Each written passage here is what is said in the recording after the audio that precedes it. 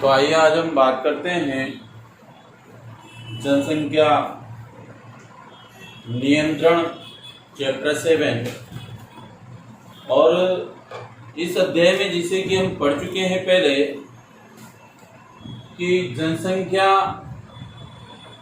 विस्फोट से उत्पन्न समस्याएं कौन कौन सी, इसके बारे में हमने अध्ययन कर लिया था। इसमें आज हम बात करते हैं कि जनसंख्या शिक्षा क्या है, किस प्रकार से लोगों को जागरूक और शिक्षित किया जाए। तो देखिए, यहाँ पर हम बात करते हैं कि हमारे देश में जनसंख्या वृद्धि के प्रमुख कारण।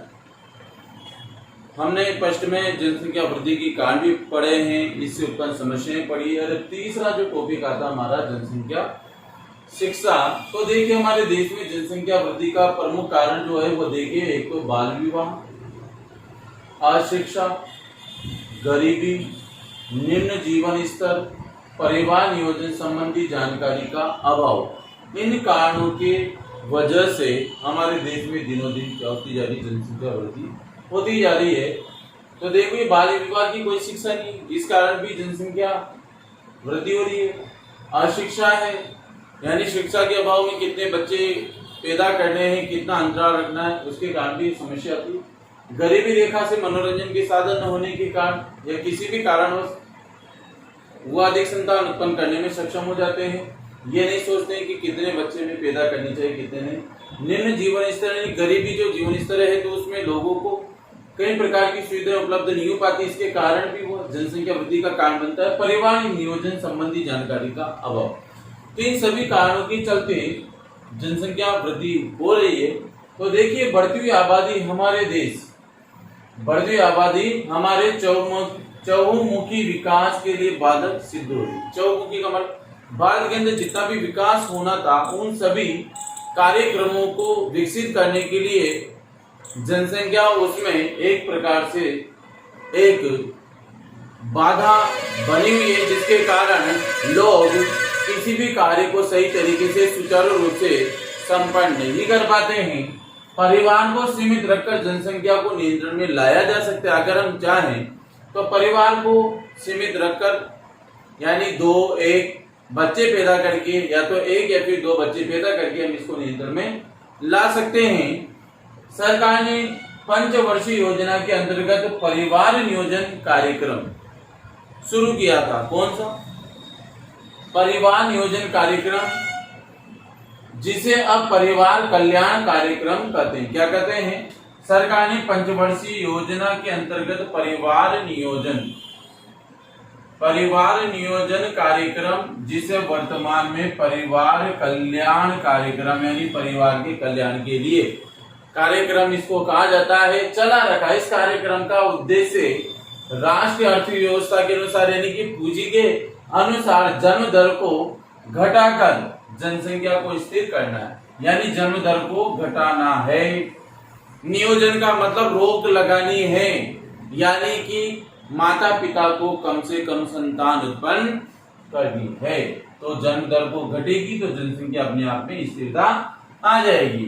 देखिए, परिवार नियोजन क्या है, इसके बारे में मैं आपको बताना चाहूंगा कि परिवार नियोजन है क्या। तो देखिए, परिवार नियोजन अपने आप में जो है, परिवार नियोजन का अर्थ है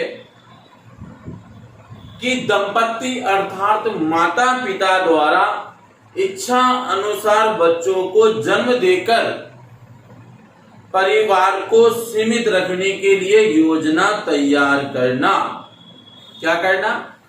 कि इसमें माता पिता द्वारा, दंपति द्वारा अपनी इच्छा अनुसार बच्चों को जन्म देकर परिवार को सीमित रखने के लिए योजना तैयार करना, जिससे कि पारिवारिक, शारीरिक, मानसिक, आर्थिक एवं संवेगात्मक रूप से सुखी, संतुष्ट एवं प्रसन्न रह सके। कौन? दंपति और उनके बच्चे।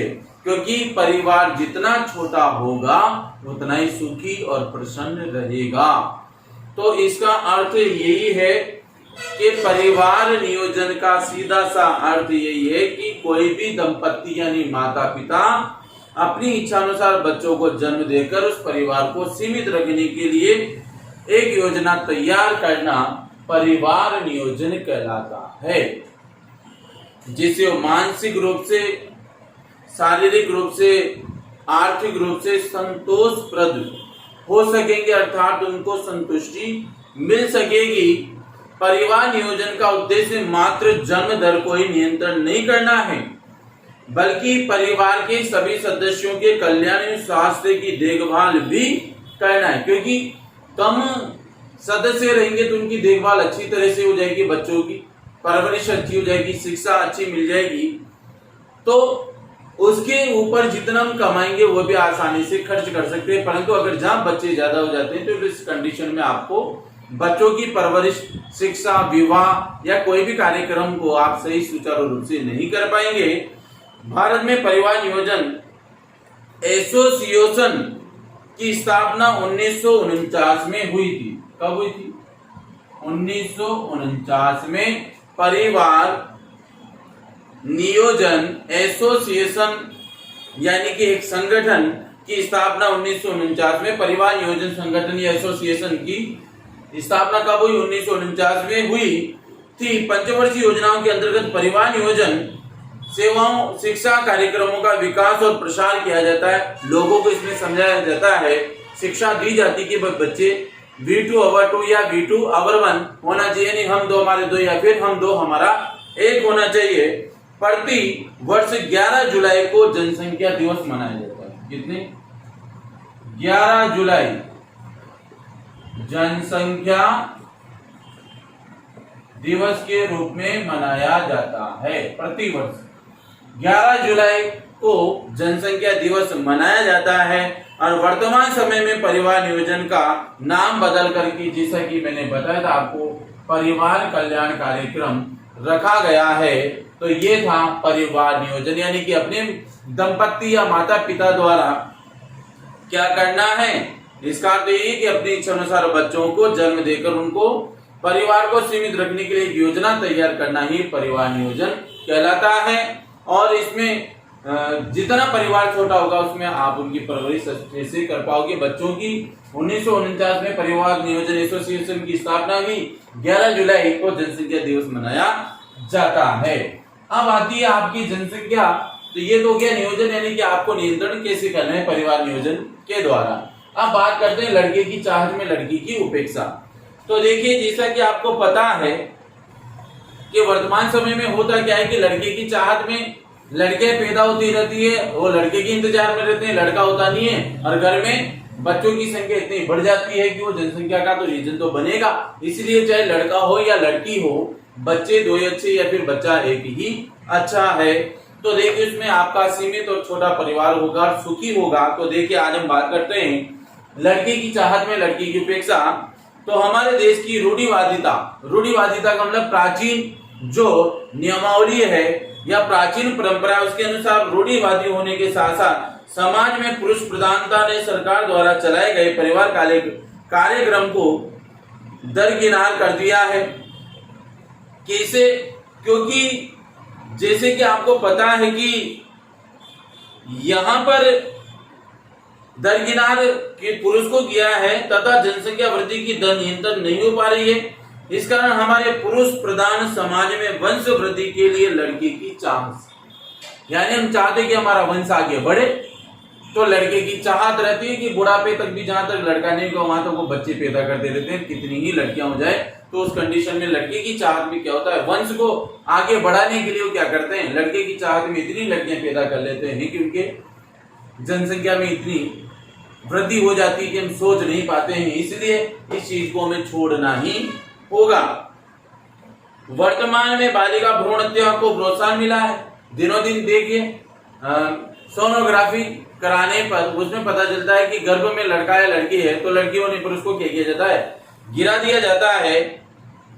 फलस्वरूप समाज में लड़कियों का अनुपात लड़कों की अपेक्षा गिरता जा रहा है, जो कि भविष्य के लिए खतरे का विषय है। क्यों? क्योंकि अगर लड़कियों की संख्या कम होगी, जिसे मान लीजिए कि 1000 पुरुषों पर 946 लड़कियां हैं, तो बताओ लड़कियां तो कम है, लड़के ज्यादा है, तो फिर बताओ इनका अनुपात स्थिर कैसे रहेगा, उनको कैसे विवाह के लिए लड़के या लड़कियां मिल पाएंगी। तो ये भी एक समस्या है।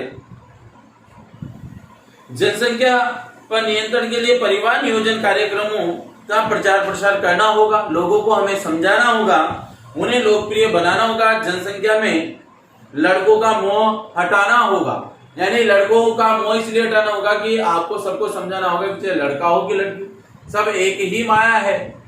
तो फिर आपको क्या करना है कि सब एक जैसे होने के कारण हमें इनको क्या करना पड़ेगा कि कोई भी अगर आपके परिवार में, आपके गांव में या कहीं कस्बे में अगर कोई मिलने वाला है तो आप उससे कहे कि लड़का लड़की एक ही होते हैं, इसलिए आप लड़के की चाल न रख करके लड़कियों को भी पालन पोषण करके और लड़कों की तरह बना सकते हैं। तो उन्हें लोकप्रिय बनाना होगा, जन साधारण में लड़कों का मोह हमें हटाना होगा और आम जनता को शिक्षित बनाना होगा। साथ ही सरकार द्वारा इसके लिए अनेक प्रोत्साहन तथा पुरस्कार कार्यक्रम भी चलाए जा रहे हैं ताकि इनको सम्मानित कर और लोगों को दिनों दिन